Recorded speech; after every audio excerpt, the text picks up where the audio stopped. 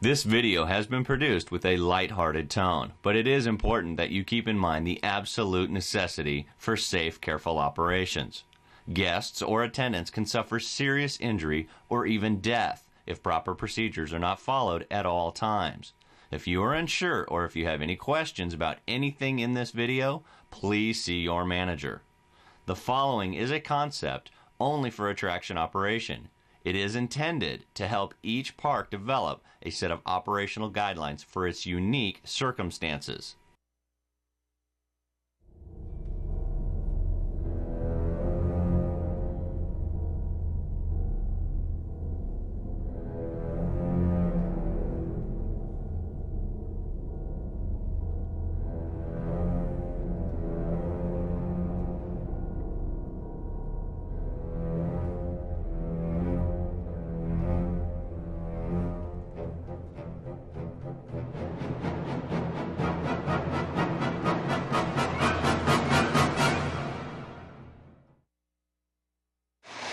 Well, ahoy again, mateys. Captain Bob Wheeler back with you for J&J Amusements. Once again, we're talking about my favorite thing, the J&J bumper boat. Look at this beauty, brand new, even in my school colors. Go Tigers. Today, we're going to talk about assembly and operation of bumper boats. Now, you notice we're not even in the water yet, because before you can operate the boats, you have to assemble them properly. Now, the boat and the motor come in two separate cartons, so you'll open them up separately and make sure you put your boat on a soft surface to work on. And here's a hint. The box it came in, it's a perfect soft surface to put down on the pool deck. Make sure you have the appropriately colored tube to go with your boat. Now, if you're using textured tubes, there's one more step you want to take before you inflate them. Lay them out in the sun and let them take a little nap for about an hour. That makes the textured tube more pliable and easier to inflate. All right, now we're in an inflation situation. We're going to start with our textured tube. You know, blowing one of these up is like blowing up a bike tire. Use a standard straight-on tire inflator and inflate your textured tube to 2 pounds per square inch. Now, if you're using one of our J&J super tubes, it's a little trickier. Let's start with the valve. You're going to want to set it to the open position, which means you push it in and twist it till it locks. Then you'll take your super tube inflator and screw it into place until it is tight. Only then can you use a standard air nozzle to inflate. Through the magic of video, we're almost done now inflating the tube. So here's how we're going to top it off. First, you're going to reset your valve. You do that by removing the super tube inflator.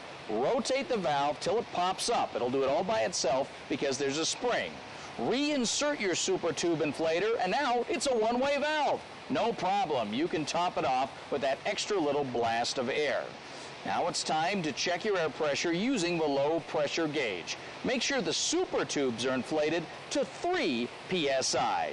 When you're done with that, it's time to check for leaks around the valve, and for that, of course, use the old soapy water trick. If you do have leaks, you can tighten the valve down with the valve tightener. The tube is inflated, and now it's time to place the hole in it. Using a sponge and soapy water, soap the inside of the tube. And be generous with this stuff because it makes it a lot easier to put the hole inside. Now you're going to place the hole gently into the tube. Now make sure the valve on the tube is in the back. That's a good spot because it'll keep the customers from stepping on it. Don't push the hole all the way in. Instead, slide the tube and the hole assembly into the pond. And then when you're into the pond, you can press the hole the remainder of the way into the tube. See? That's a lot easier.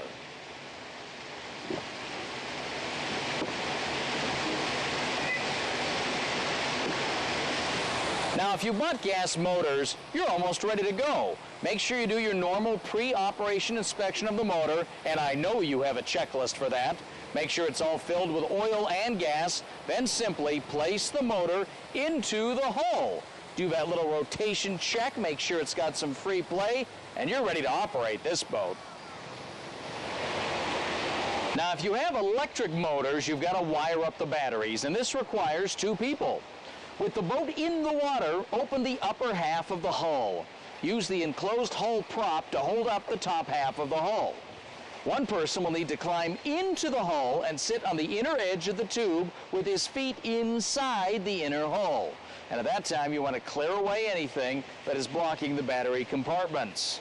Then the person on the outside will hand the batteries, one at a time, safety first, to the person inside the boat, and he will place the batteries into the battery boxes. Follow the wiring diagram. It's enclosed with new boats, or you'll find it in your manual. Wire up all the batteries nice and neat. When you're done, spray all the battery contacts with corrosion block or battery terminal protectant prior to closing the top half of the hull. With your batteries installed and the hull closed up, check the voltage gauge. It should show 24 volts or above. Now, pack all the SB50 connectors with grease. You do this to protect the terminals from corrosion. After all, we are on the water.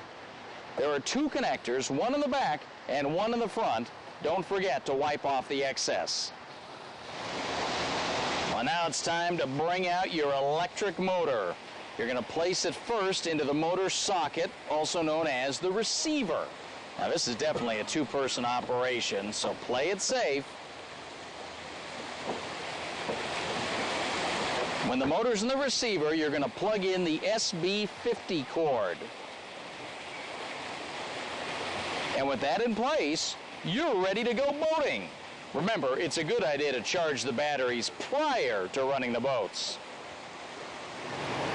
Oh, did I mention setting up the electric boat charger? Well, this is pretty simple. Place the charger gently in the charger box and plug it in to a 110-volt outlet. Then untie the charger cord and neatly place it on top of the charger.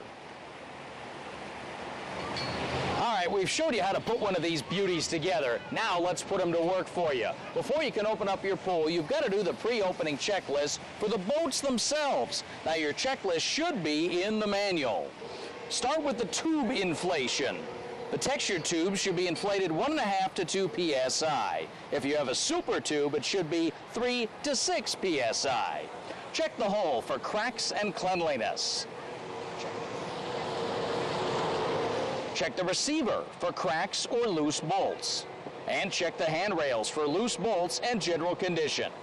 How about those decals inside? Are they clean and readable? All right, onto your gas engine. We're going to start with the oil level. You check that out through the sight glass. Follow manufacturer's recommendations there. Then you're going to drain the float bowl. This is to remove any water that may have accumulated in the carburetor. Dispose of any gas properly. To the fuel tank, you're going to check the tank out for leaks and mounting, and eventually you're going to fill it up with fuel. Remember, no more than 1 inch below the filler neck. Let's check out the operation of the throttle, particularly the condition of the cables. On to the handlebars now. Look for looseness or cracks. Down to the pivot. Check the operation there. And of course, the starter is important, particularly the condition of the starter rope. Now, two very important safety points. The prop guard must be in place and in good condition, and the heat guards must be in place and secure.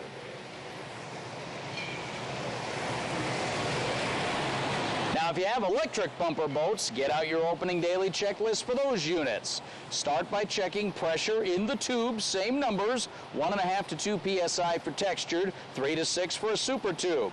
Then you're going to check the hull for cracks and cleanliness. Check the receiver for cracks or loose bolts. Check the handrails for